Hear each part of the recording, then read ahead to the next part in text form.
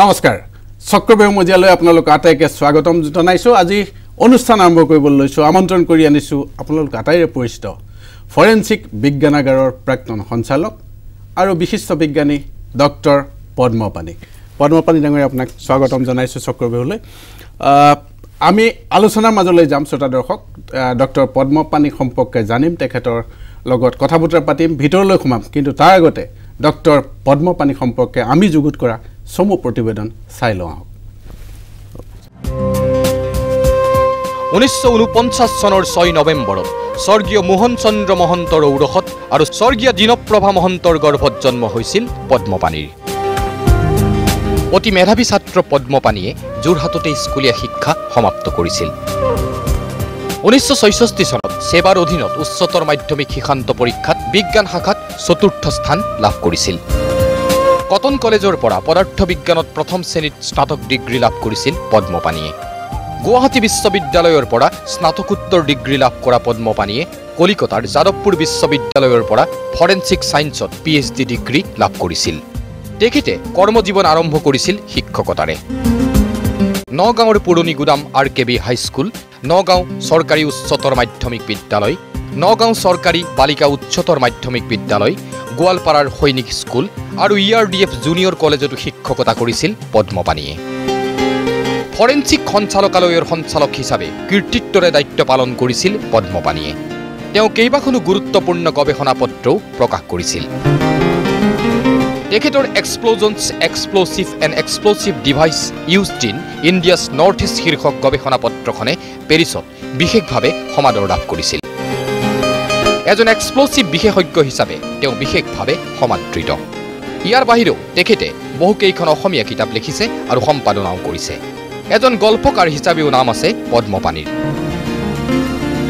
ভাওনা আৰু নাটক কৰি ভাল পোৱা ডক্টৰ পদ্মপানী দুৰ্নীতি আৰু ভ্ৰষ্টাচাৰৰ পৰা বহুযোজন নিলগত বিভিন্ন সময়ত বিভিন্ন বিতৰ্কত সোমাই পৰিছিল ডক্টৰ পদ্মপানী অতি সাধাৰণ জীৱন যাপন কৰা ডক্টৰ পদ্মপানীৰ আমি সুস্বাস্থ্য কামনা কৰিলো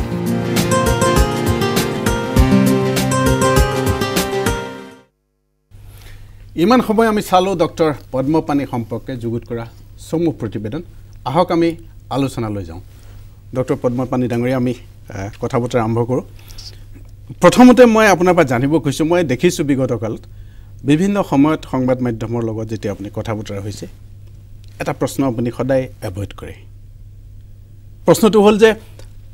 ডক্টৰ পদ্মপানী ইয়াৰ পিছত কি আপুনি উপাধিটো কিয় উজ্জ্বল ৰাখে মই আপোনাৰ পৰা জানিব খুজিছোঁ আৰু অনুৰোধ কৰিছোঁ অসমৰ ৰাইজক এই বিষয়ে জনাওক আপুনি ঠিকেই কৈছে মই প্ৰশ্নটো সদায় আঁতৰি ফুৰোঁ এই এটা কাৰণেই যে মই মোৰ ঠিক পৰিয়াল বা মোৰ নিজৰ মানুহখিনি ঠিক বিৰুদ্ধে কোৱাৰ নিচিনাই হয় কথাটো মই সৰুতে বা ডাঙৰ হৈ মই দেখা পাইছিলোঁ যেতিয়া মোৰ বন্ধু বান্ধৱৰ ঘৰলৈ যাওঁ তেতিয়া মোৰ বন্ধু বান্ধৱসকলৰ পিতৃ মাতৃয়ে মোক তেওঁলোকৰ সন্তানৰ লগৰ বুলি আচৰণ কৰাতকৈ মোক সত্ৰাধিকাৰ ল'ৰাৰ বুলিহে মোক আচৰণ কৰে মানে ধৰক ঠিক আঠে বেঠে বহুৱাই সেৱা সৎকাৰ কৰিব বিচাৰে এতিয়া মোক মনত বৰ দুখ দিছিলে ধৰক আপুনি মোৰ লগৰ বন্ধু মই আপোনাৰ তালৈ গ'লোঁ আপুনি ধৰক অন্য এটা সম্প্ৰদায়ৰ এতিয়া মই যিহেতু আপুনি মোৰ বন্ধু মই বিচাৰিম আপোনাৰ পিতৃ মাতৃও মোক নিজৰ সন্তানৰ দৰে মৰম কৰক নিশ্চয় কিন্তু যদি ধৰক সেৱা সৎকাৰ কৰি চাহ একাপ দিওঁতে যদি এনেকৈ সেৱা এটা কৰা নাছিল এইটোৱে মোৰ মনত বৰ দুখ দিছিলে পিছত মই ডাঙৰ হৈ অনুভৱ কৰিছিলোঁ যেতিয়া অসমখন বিভিন্ন সংক্ৰান্তত এই ধৰক জাত পেট বা এই বড়ো অসমীয়া অনা অসমীয়া মিচিং মিৰি এনেকুৱাবিলাকৰ যেতিয়া ভাগ ভাগ হৈ গৈছিল সেই সময়তে মই মোৰ পিতৃক সুধিছিলোঁ যে মই যদি মহন্ত হিচাপে সজ গুণখিনি আয়ত্ব কৰিব নোৱাৰোঁ তেতিয়া মই মহন্ত উপাধিটো লিখি কি লাভ হ'ব গতিকে মই এৰি দিব বিচাৰোঁ কিন্তু মই কথা দিছিলোঁ যে মই যিমান পাৰোঁ মই সজগুণ আয়ত্ব কৰিবলৈ চেষ্টা কৰিম সেইটোত মই কিমান সফল হ'লোঁ নাজানো কিন্তু এটা কথা ঠিক যে এইটো মই আঁতৰাই দিয়াৰ পৰা মই বহুতখিনি সুখী হৈছোঁ ধন্যবাদ ক'তো উত্তৰ নিদিয়া প্ৰশ্নটোৰ উত্তৰ দিয়াৰ বাবে মই এটা পিছৰ প্ৰশ্নলৈ আহিছোঁ আপোনাক ফৰেনসিক বিজ্ঞানী হিচাপে সকলোৱে জানে দেশত অসমত সকলোৱে জানে কিন্তু তাৰ বাহিৰেও এটা আপোনাৰ পৰিচয় আছে, আপুনি গল্প ভাল লিখে, বিভিন্ন কিতাপ পত্ৰও লিখিছে। কেতিয়াৰ পৰা গল্পত হাত দিছে আৰু অন্য কি কি বিষয়ত আপোনাৰ ৰাপ আছে ফৰেনচিকৰ বাহিৰে? মই আচলতে ভালেই হওক বেয়া হওক মই সকলোবিলাক কামেই কৰিছোঁ। মই ক্ৰিকেট খেলিছিলোঁ ভাল, আপোনালোকে ইয়াত দেখুৱাইছে যে মই ৰাহুল দ্ৰাবিড়ক ঘৰত গৈ দেখা কৰি আহিছোঁ, তেওঁ ৱৰ্ল্ড কাপ খেলিবলৈ যোৱাৰ আগে আগে। তাৰপিছতে মই নাটক কৰি ভাল পাওঁ, গতিকে আগতে মই ইউনিভাৰ্চিটিৰ বেষ্ট ছাপৰ্টিং এক্টৰো আছিলোঁ আৰু মই নগাঁৱত এটা নাটক কৰিম বুলি আমাৰ স্বৰ্গীয় তচদুগী ইছুফ তেখেতসকলক লৈ এটা নাট্যানুষ্ঠানো মই গঢ়ি তুলিছিলোঁ, কলমপুৰীয়া শিল্পী সমাজ। কিন্তু সময়ত গৈ নহ'লেগৈ। মই যদিও টিভি চিৰিয়েল টিৰিয়েলতো অভিনয় কৰিছোঁ, ঠিক তেনেকৈ মই টেবুল টেনিছৰ ইউনিভাৰ্চিটিৰ ৰানাৰ্ছ আপ আছিলোঁ, ফুটবলৰ মই আমাৰ ডিপাৰ্টমেণ্টৰ কেপ্টেইন আছিলোঁ। গতিকে খেলা ধূলা প্ৰায়বিলাকতে মই ব্ৰিজৰ মই ইউনিভাৰ্চিটিৰ ফাইনেললৈকে গৈছিলোঁ, কেৰমৰ মই ছেমি ফাইনেলত হাৰিছিলোঁ, এনেকুৱা। গতিকে প্ৰতিটো খেল কবিতা মই আবৃত্তি কৰি, সেই সময়ত আমাৰ ভাল ভাল কবি বহুত আছিল, বিৰিঞ্চি মেধি, আনিছুজ্জামান, বিৰিঞ্চি ভট্টাচাৰ্য। সেই সময়ত মানে সকলোৱে কৈছিল যে তই সকলো কৰিব পাৰিছ কিন্তু তই কবিতা লিখিব নোৱাৰ। গতিকে দুৰাতিৰ ভিতৰত মই এটা কবিতা লিখি সেই কবিতাটো আবৃত্তি কৰি হওক নহওক মই জীৱনৰ এটাই কবিতা লিখিছিলোঁ, কিন্তু মই তৃতীয় পুৰস্কাৰ পাইছিলোঁ এটা কবিতা। হয়, ডক্টৰ পদ্মপাণি, আপুনি কৈছে যে আপুনি অভিনয় কৰিছিলে ছাত্ৰ অৱস্থাটো, ভাওনাটো আপুনি ভাও লৈছিলে মই যিমান দূৰ জানো, আৰু হয় শকুনি নহ'লে ধৃতৰাষ্ট্ৰ এই দুটা চৰিত্ৰ আপুনি কেইবাখনো ভাওনাত ৰূপায়ণ কৰিছে। ব্যৱহাৰিক জীৱনতো আপুনি শকুনিৰ কৌশল অৱলম্বন কৰে নেকি? নহয়, শকুনিৰ চৰিত্ৰটো আচলতে শকুনিৰ লগত মোৰ অলপমান মিল আছে বুলি মই ভাবোঁ। কি কাৰণে কৈছোঁ যে শকুনিক আচলতে সকলোৱে বৰ বেয়া চৰিত্ৰ বুলি কয়, সি শকুনিৰ নিচিনা এনেকুৱা, এই ওলাল আহি আকৌ শকুনিটো এই ধৰণৰ কয়। কিন্তু শকুনিৰ জীৱনৰ দুখখিনি কেলে শকুনিয়ে সেই চৰিত্ৰ অৱলম্বন কৰে সেইটো হ'ল কোনো সেই উপলব্ধিটো নকৰে। মই মোৰ জীৱনতো দেখিছোঁ, মই বহুতৰ পৰা মই অৱহেলা পাইছোঁ, অনাদৰ পাইছোঁ, তিতাকেহা পাইছোঁ, কিন্তু মোৰ যিখিনি কৰ্ম সেইখিনি কিয় মই কৰিবলগীয়া হ'ল, মোৰ মনত কি দুখ আছিল সেইখিনি কিন্তু কোনেও বুজিবলৈ চেষ্টা কৰা নাই। সেইকাৰণে মই শকুনিৰ লগত মোৰ অকণমান মিল এটা দেখা পাইছোঁ, গতিকে সেইকাৰণে মই শকুনিটো লৈ ভাল পাইছোঁ। কেৰেক্টাৰটো ভাল পায় আপুনি? হয়, কিন্তু ধৃতৰাষ্ট্ৰৰ কেৰেক্টাৰটো আচলতে মই ভাল নাপাওঁ সঁচা ক'বলৈ গ'লে। ধৃতৰাষ্ট্ৰৰ কেৰেক্টাৰটো চৰিত্ৰটো মই কেইবাটাও কাৰণতেই বেয়া পাওঁ, কিন্তু অভিনয়টো মোৰ ভাল লাগে। কাৰণ এইটো ঠিক নহয়, যেনেকৈ আপোনাক মই এটা সৰু কথা এটা কৈছোঁ যে প্ৰাণ তেওঁ অন্তৰখন খুব ভাল। আমাৰ হিন্দী চিনেমাৰ যে খলনায়ক লয় প্ৰাণক মই এবাৰ এখন হোটেলত তেওঁ থাকোঁতে মই ঘটনাটো কৈছোঁ আপোনাক, যে হোটেলৰ মাক আৰু জীয়েক বেলেগ এটা ৰুমত আছিলোঁ, বহুত দূৰত। এইটো দিল্লীৰ ঘটনা কৈছোঁ, মই তেতিয়া দিল্লীতে আছিলোঁ। তেতিয়া মাকে জীয়েকে গৈ হোটেলৰ মেনেজাৰক ক'লে যে তেওঁলোক ইয়াত থাকিব নিবিচাৰে, তেওঁ গতিকে যায়গৈ, যিখিনি ডিপজিট দিছিলে যিখিনি পাব লাগে ঘূৰাই দিব লাগে। তেওঁলোকে ক'লে কিয় আপোনালোক আহিছে, এই মাজৰাতিখন কিয় যায়গৈ? বোলে নহয়, বেলেগ এটা ৰুমৰ কথা ক'লে যে এনেকৈ 202 নে 203 ৰুমটো কৈছিল যে তাত প্ৰাণ আছে। গতিকে তেওঁলোকক ৰাখিব নোৱাৰিলে, কৈছে নাই নাই দৰ্জা ভাঙি হ'লেও প্ৰাণ সোমাবগৈ। গতিকে সেইধৰণৰ পিছদিনাখন প্ৰাণে খবৰটো পাই বৰ দুখ পালে, আৰু তেতিয়া প্ৰাণে কৈছিলে যে মই আৰু এনেকুৱা বেয়া চৰিত্ৰ নকৰোঁ। তাৰপিছত তেওঁ কেইবাখনো খুব ভাল চৰিত্ৰ, মনত থাকি যোৱা চৰিত্ৰ, তেওঁ জিঞ্জিৰ নে আছিল বোধহয় চৰিত্ৰটো মই পাহৰিছোঁ, জিঞ্জিৰ কথা ছবিখনত তেওঁ বহুত দিনলৈকে খুব ভাল চৰিত্ৰ হেৰি কৰিছিলে। ঠিক, গতিকে মই ধৃতৰাষ্ট্ৰটো পালেই যে ধৃতৰাষ্ট্ৰৰ হেৰিটো ভাল পাম নহয়। হয়, ডক্টৰ পদ্মপাণি, আমি লাহে লাহে আনুষ্ঠানিক বিষয় কিছুমানলৈ আহোঁ। আপুনি ফৰেনচিক বিজ্ঞানাগাৰৰ সঞ্চালক হৈ থকাৰ কালত আৰু তাৰ পূৰ্বেও আপোনাক লৈ বহুবাৰ বহু বিতৰ্কৰ সৃষ্টি হৈছে। হয়, আপোনাক লৈ কিয় বাৰে বাৰে বিতৰ্কৰ সৃষ্টি হয়? আপুনি বিতৰ্কত থাকি ভাল পায় নে বিতৰ্কই আপোনাৰ পিছ নেৰে? চাওক, মই আচলতে ফৰেনচিক লেবৰেটৰীৰ বিষয়ে খুব কম ক'বলৈ পালে ভাল পাওঁ। হয়, নিশ্চয়। কাৰণ দুটা কথাৰ কাৰণে একেখিনি পানীকে আৰু মোৰ ঘোলা কৰি আমনি লাগিছে। মই আপুনি বিশ্বাস নকৰিব যে মই NIAত চাকৰি এটা পাইছিলোঁ। আজি 3 দিনৰ আগতে মই সেইটো চাকৰিত যোগদান নকৰোঁ বুলি কৈ দিছোঁ, কাৰণ আকৌ মই ফৰেনচিকলৈ ঘূৰি যাব বিচৰা নাই। কিন্তু মই ফৰেনচিকত যোগদান কৰা দিনৰ পৰা মই দেখিছিলোঁ যে এছামে মোৰ বিৰুদ্ধে লাগি আছিল মই আপোনাক তিনিটামান উদাহৰণ দিছোঁ এইবিলাক ধীৰেন বেজবৰুৱাৰ নিচিনা ব্যক্তিয়ে অলৰেডি লিখি গৈছে তেখেতসকলে বিভিন্ন কাগজে পত্ৰে প্ৰথম কথা মই যেতিয়া ডক্টৰেট লৈ সোমাইছিলোঁ মই কেন্দ্ৰীয় ফৰেনচিক বিজ্ঞানাগাৰ কলিকতাৰ পৰা মই ডক্টৰেট ডিগ্ৰী লাভ কৰিছিলোঁ তাত গৱেষণা কৰি মই যিজনৰ তলত গৱেষণা কৰিছিলোঁ তেখেত ভাৰতৰে নহয় পৃথিৱীৰ এজন বিখ্যাত ফৰেনচিক বিজ্ঞানী আছিল ডক্টৰ মোহন জহুৰী মই যাদৱপুৰ ইউনিভাৰ্চিটিৰ পৰা ডক্টৰেট লৈছিলোঁ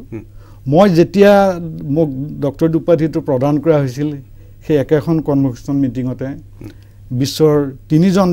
বৰেণ্য ব্যক্তিক তেখেতসকলক অনাৰী ডক্টৰেট দিয়া হৈছিল সত্যজিৎ ৰায় মাদাৰ টেৰেছা আৰু জ্যোতি বসু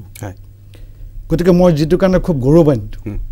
কিন্তু মই অসমলৈ আহি দেখিছিলোঁ যে মোৰ ডক্টৰেটটো নকল বুলি কৈ ফৰেনচিকতেই মই চাকৰি কৰোঁ মোৰ নকল বুলি কৈ 14জন বিষয়াই চৰকাৰক এটা গোচৰ দিছিল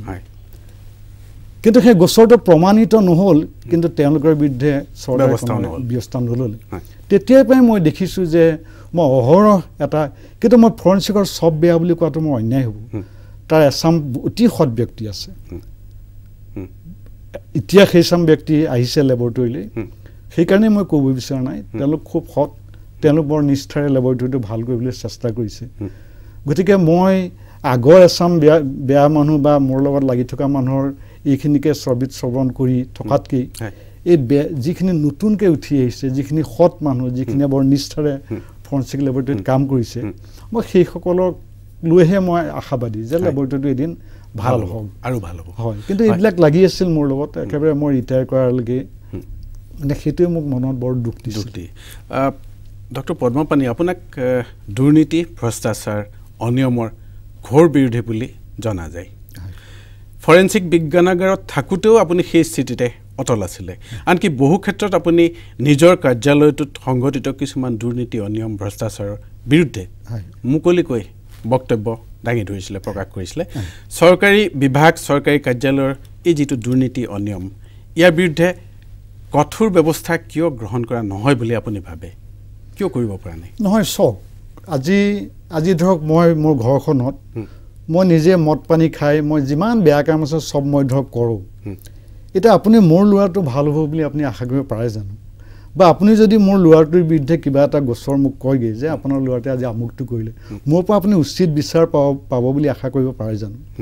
আমাৰ দেশখনত বা আমাৰ ৰাজ্যখনত তেনেকুৱাই হৈছে মানে অতি মই দুৰ্নীতিতকৈ মই আৰু বেয়া শব্দহে ক'ব বিচাৰোঁ আৰু এইটো কিন্তু আজি মই চাকৰি পৰা বাদ দি অন্যৰ দৰে কোৱা নাই দেই মই চাকৰি কৰি থাকোঁতেও মই কৈছোঁ মই যেতিয়া ফৰেনচিকৰ সঞ্চালক আছিলোঁ তেতিয়া মই কৈছিলোঁ যে এইখন চৰকাৰৰ তলত চাকৰি কৰাটো মোৰ জীৱনৰ আটাইতকৈ ডাঙৰ দুৰ্ভাগ্য মই কিন্তু চাকৰি বাদ দি মই গভৰ্ণমেণ্টৰ মই কোনোদিন চাকৰি কৰি থকা অৱস্থাটো কোনোদিন মই কোৱা নাই যে মই সুখী মই অনবৰতেই কৰি আহিছিলোঁ কিন্তু বুৰকেট কেইবাজনো IAS বিষয়া খুব সৎ আছিলে এজনৰ মই বিশেষভাৱে নাম লওঁ শ্ৰদ্ধেয় মদন বেজবৰুৱা তেখেতে মোক বহুত সহায় কৰিছিলে বহুত উৎসাহ দিছিল পিছৰ জীৱনতো মই যেতিয়া সঞ্চালক হৈছিলোঁ শ্ৰীযুত সুভাষ দাস ডাঙৰীয়া তাৰপিছতে হিমাংশু শেখৰ দাস ডাঙৰীয়া তেখেতসকলে মোক বহুত অনুপ্ৰেৰণা দিছিলে শ্ৰীযুত অঞ্জন বৰদলৈ তেখেতসকলে কৈছিলে যে আপুনি থাকক আপুনি লেবৰেটৰীটো ভাল কৰক আমি আপোনাৰ লগত আছোঁ গতিকে সেইকাৰণে মই থাকি গৈছিলোঁ কিন্তু আজিকালি সঁচা ক'বলৈ গ'লে দুৰ্নীতি ইমান বেছি প্ৰতিটো ডিপাৰ্টমেণ্টতে য'ত মই আৰু এটা মই আপোনাক উদাহৰণ দিছোঁ দুৰ্নীতি কিমান দূৰলৈকে শিপাইছে আপুনি গম পাব এবাৰ মই যিটো ঘৰত আছিলোঁ ভাড়ালৈ তাৰ মহিলাগৰাকীয়ে মোক ক'লে যে দাদা আপুনি খুব দুৰ্নীতিৰ বিৰুদ্ধে লাগি থাকে মোৰ পৰা 2000 টকা লৈছে ডাইৰেক্টৰ এলিমেণ্টাৰী এডুকেশ্যনৰ যিজন ডাইৰেক্টৰ তেখেতে লৈছে মোক চাকৰি দিম বুলি কিন্তু মোক দিয়া নাই মই পিছদিনাখন টেবুলৰ তেখেতক লগ ধৰিবলৈ গৈ মই তেখেতক কৈছিলোঁ যে মই যোৰহাটৰ মোহন মহন্তৰ ল'ৰা বোলে কওকচোন মই তেতিয়া সেই ছোৱালীজনীৰ নাম কৈছিলোঁ তাইৰ নাম বন্তি তামুলী আছিল মই বোলে আপুনি বন্তি তামুলীৰ পৰা 2000 টকা লৈছে আপুনি এসপ্তাহৰ ভিতৰত ঘূৰাই দিব আৰু চাকৰিটো তেওঁক দিব আৰু নহ'লে মই বেয়াকৈ যুঁজিম এসপ্তাহৰ পিছত নিদিয়াৰ পিছত মই কমিশ্যনাৰক লগ ধৰি কৈছিলোঁ কমিশ্যনাৰে তেওঁক ফোন কৰি কৈছিল যে টকাখিনি ঘূৰাই দিব আৰু চাকৰিটো বন্তি তামুলীক দি দিব তেওঁ চাকৰিটো পালে আৰু টকাখিনিও ঘূৰাই পালে গতিকে এই ব্যৱস্থাটোৱে আপুনি চাওক যে কিমান ওপেনলি এটা দুৰ্নীতি হয় মই আপোনাক নাম কৈছো বন্তি তামুলী এতিয়াও তাই সেই ভগদত্তপুৰ কাহিলীপাৰা ভগদত্তপুৰ অঞ্চলতে আছে ঠিক তেনেকৈ মই আৰু এজন খুব ভাল লেখকৰ নাম কম সত্যজিৎ ভূঞা ডক্টৰ সত্যজিৎ ভূঞা আপুনি নিশ্চয় পাইছে তেওঁ খুব ভাল লেখক ডক্টৰ সত্যজিৎ ভূঞা খুব সৎ তেওঁ APSCৰ পৰীক্ষাত তেওঁ প্ৰথম হৈছিলে তেওঁ গোটেই ষ্টুডেণ্ট লাইফত বৰ ভাল ৰিজাল্ট কৰিছে অল থ্ৰু তেওঁ ইণ্টাৰভিউটো ফাৰ্ষ্ট হৈছে কিন্তু তেওঁ চাকৰিটো পোৱা নাই তেওঁ ক'ৰবাত শুনিলে যে পদ্মপাণিক যদি আপুনি কয় কিবা লাভ হ'ব মোৰ তালৈ গৈছিল মই তেতিয়া কমিশ্যনাৰক লগ ধৰি কৈছিলোঁ যে যদি APSCত ফাৰ্ষ্ট হোৱাজনে যদি ইউনিভাৰ্চিটিত প্ৰথম হোৱাজনে যদি এইটো চাকৰি নাপায় কোনে পাব তেতিয়া কমিশ্যনাৰে কৈছে ঠিক আছে মই তেওঁক চাকৰিটো দি দিম তেওঁ চাকৰিটো পালে গতিকে এইটোত যদি যুঁজি থকা যায় কোনোবা ভাল মানুহৰ হেৰিটো নিশ্চয় ভাল মানুহ আছে আছে নিশ্চয় আছে বহুত ডক্টৰ পদ্মপাণি 1967 চনৰ ফেব্ৰুৱাৰীত মই যিমান দূৰ মনত আছে ফৰেনচিক বিজ্ঞানাগাৰ অসমত স্থাপন হৈছিল আৰম্ভ কৰা হৈছিল ইয়াত পদাৰ্থ বিজ্ঞান আছে ৰসায়ন বিজ্ঞান আছে জীৱ বিজ্ঞান ৰক্ত বিজ্ঞান ক্ষেপণাস্ত্ৰ পৰীক্ষণ বিষ বিজ্ঞান ড্ৰাগছ এণ্ড নাৰ্কটিক্স নথিপত্ৰ পৰীক্ষণ বিস্ফোৰক বিজ্ঞান DNA পৰীক্ষণ কম্পিউটাৰ বিজ্ঞান আদি সৰ্বমুঠ 11টা বিভাগ আছে 2004 চনত এই বিভাগটো 4 চনলৈকে এই বিভাগটো অসম আৰক্ষীৰ অধীনস্থ এটা বিভাগ আছিল কিন্তু 2004ত যিমান দূৰ আমাৰ তথ্য আছে আপোনাৰ তৎপৰতাত গৃহ বিভাগৰ অধীনৰ এটা স্বতন্ত্ৰ বিভাগ হিচাপে ফৰেনচিক লেবৰেটৰীটো এটা স্বীকৃতি লাভ কৰিছিল ইয়াৰ পৰিণতি সুখকৰ হ'ল বুলি আপুনি ভাবেনে আজি তাৰিখত আৰু মই আৰু এটা কথা জানিব খুজিছোঁ আজিৰ পটভূমিত অপৰাধ অনুসন্ধানৰ ক্ষেত্ৰত অসমৰ এই বিজ্ঞানাগাৰটো কোনবোৰ দিশত পিছ পৰি আছে বুলি আপুনি ভাবে মই প্ৰথম প্ৰশ্নটো আপোনাৰ উত্তৰ দিছোঁ যেটো আচলতে 2004 চনত নহয়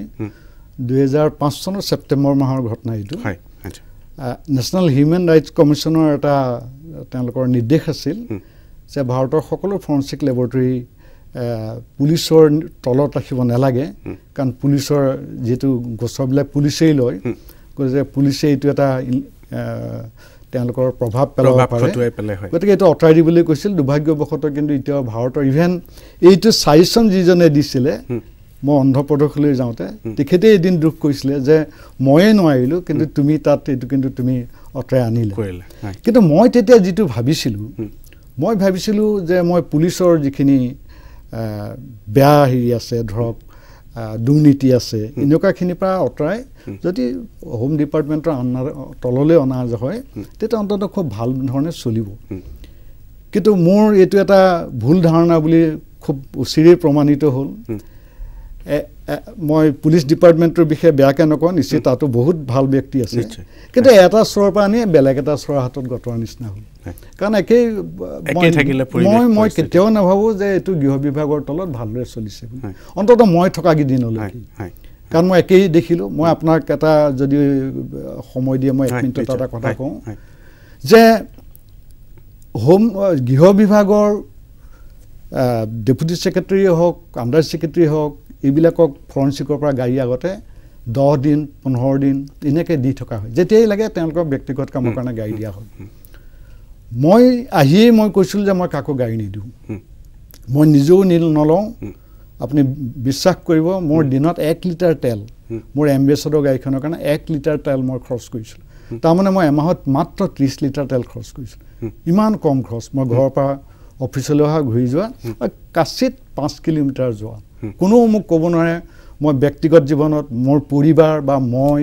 বিআই সভায়ে টিভিয়ে চিভি চেনেল ক'তো মই কেতিয়াও চৰকাৰী গাড়ী ব্যৱহাৰ কৰা নাই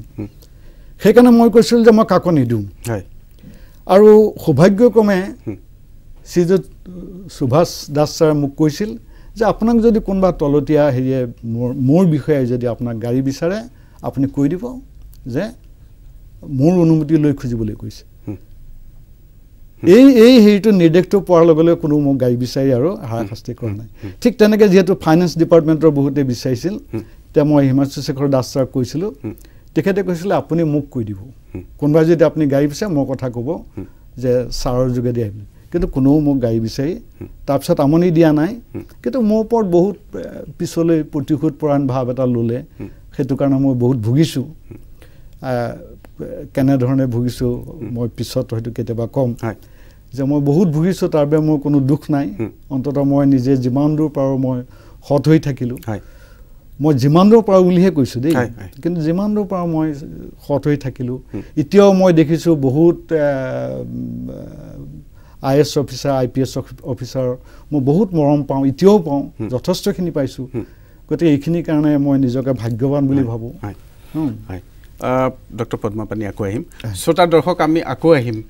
ডক্টৰ পদ্মা পানীৰ পৰা জানিম আৰু বহু কথা জানিম ভিতৰত কি চলে চৰকাৰৰ এজন সাহসী দক্ষ অসমীয়া বিষয়া নিশ্চয় আমি আৰু কথা জানিম লৈছোঁ এটা চমু বাণিজ্যিক বিৰতি আপোনালোকে চাই থাকক চক্ৰবেহু